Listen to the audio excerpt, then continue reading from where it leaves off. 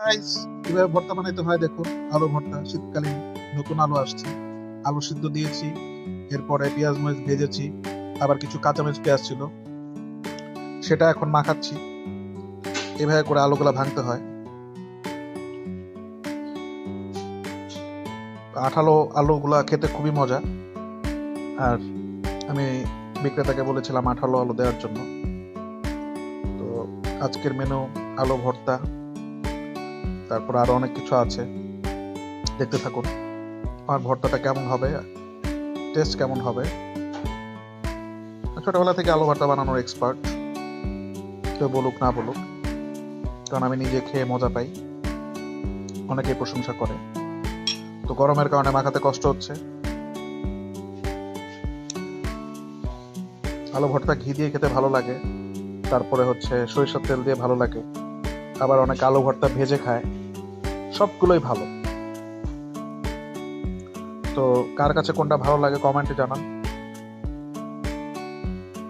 আমার আলু ভর্তা বানানোর শেষে আমি আবার আসতেছি। এখন সরিষার তেল ঢালা হচ্ছে। কালারটা আশা করি বুঝতে পারছেন, দেশি সরিষার তেল। শীতকালে সব দেশি দেশি, স্মেলটা চমৎকার আসতেছে। তবে আমি অলসতার কারণে ধনিয়া পাতা দিতে ভুলে গিয়েছি। ধনিয়া পাতা আজকে দিব না, আরেকদিন বানাবো যখন তখন। সো এখন এই যে আমি লবণ দিতে ভুলে গিয়েছিলাম, আমি লবণটা দিয়ে দিলাম। সো আলু ভর্তা এভাবে মাখিয়ে খেলে এই যে এরকম চমৎকার হয়। সো বলতে বলতে আম্মু আমার জন্য ধনিয়া পাতা নিয়ে এসেছে। ধনিয়া পাতা ছাড়া আসলে আলু ভর্তা ভালো জমে না। সো ভর্তার মেন টেকনিকটা হচ্ছে যত বেশি মানে পিষা যায় হাত দিয়ে, যত বেশি আলতো আলতো করে করা যায় ততই মজা। সো তেল মরিচ আর হচ্ছে ডলা, এই হইলো ভর্তা।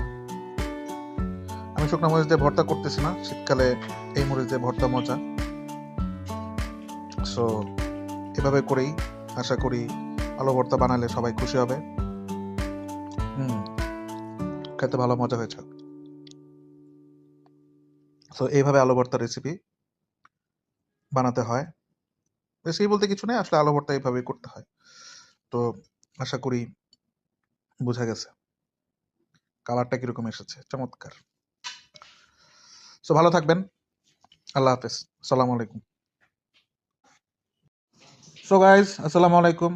আমি ওই যে আলু ভর্তার রেসিপিটা একটু আগে দেখালাম, আলু ভর্তা কিভাবে বানাতে হয়।